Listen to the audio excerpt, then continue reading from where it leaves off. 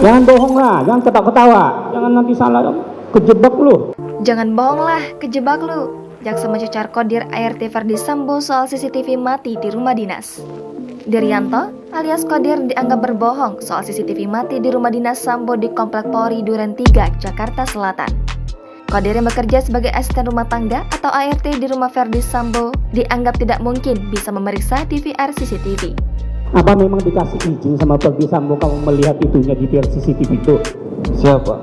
Dikasih izin? Siap. Jaksa penuntut umum mencecar Kodir saat menjadi saksi dalam persidangan terdakwa Hendra Kurniawan dan Agus Nurpatria di kasus obstruction of justice Brigadir J di Pengadilan Negeri Jakarta Selatan pada Kamis 3 November 2022. Awalnya, JPU mempertanyakan soal jumlah CCTV yang berada di rumah dinas Ferdi Sambo. Lalu, Kodir pun menjawab ada 8 CCTV yang berada di rumah dinas Sambo. Rinciannya, kamera itu tersebar di kamar, ruang keluarga, garasi, hingga taman. Lalu, Kodir pun menyatakan bahwa kamera DVR CCTV tersebut telah dalam kondisi mati sejak 15 Juni 2022. Mati, Pak. Saksi tahu dari mana kamera itu mati? Terakhir saksi cek kapan? Tanggal 15 Juni, Pak. 15 Juni. Juni. Siap. Tahun? Kemarin, Pak.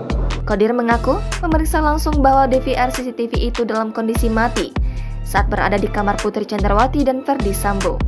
Saat itu, dia melihat adanya tulisan no signal dalam layar. Ia kemudian menyampaikan CCTV mati ini ke almarhum Yosua atau Brigadir J. Kata Kodir, Brigadir J adalah orang yang bertanggung jawab untuk urusan dan kepentingan rumah. Monitornya nggak ada gambar atau bagaimana? No sinyal, Pak. Ada tulisan tidak ada sinyal, Pak. No sinyal. Siap. Setelah saksi tahu itu tidak ada sinyalnya, di VR tersebut, apa yang saksi lakukan? Saya menyampaikan ke almarhum Joshua, Pak. Menyampaikan ke almarhum Yosua waktu itu tanggal 15 Juli. Siap. Apa yang saksi sampaikan? Om, CCTV-nya mati. Kenapa saksi menyampaikannya kepada almarhum Joshua?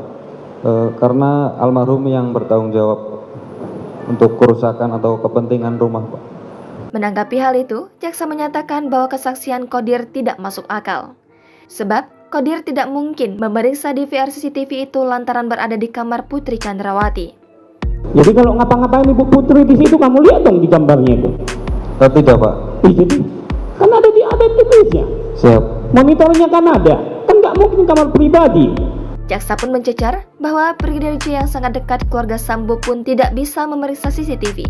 Karena itu tidak mungkin Kodir yang hanya seorang ART bisa memeriksa DVR CCTV. Tak cukup di situ, majelis hakim juga turut mencecar Kodir dengan beragam pertanyaan perihal keberadaan kamera CCTV tersebut. Mendengar itu, majelis hakim ikut mencecar Kodir karena dinilai tidak konsisten dalam menjawab pertanyaan jaksa.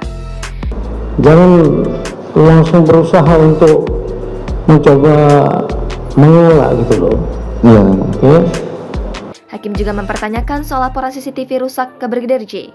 Kodir mengatakan pertama kali melapor secara lisan tanggal 15 Juni. Kemudian tidak segera perbaiki, Kodir pada tanggal 17 Juni mengaku chat Brigadir J lewat WA. Hakim kemudian menanyakan bukti chat itu. Kodir menjawab di handphone yang saat ini lagi disita. Diketahui dalam perkara ini ada 7 anggota Polri yang ditetapkan sebagai terdakwa melakukan perintangan penyidikan atau obstruction of justice.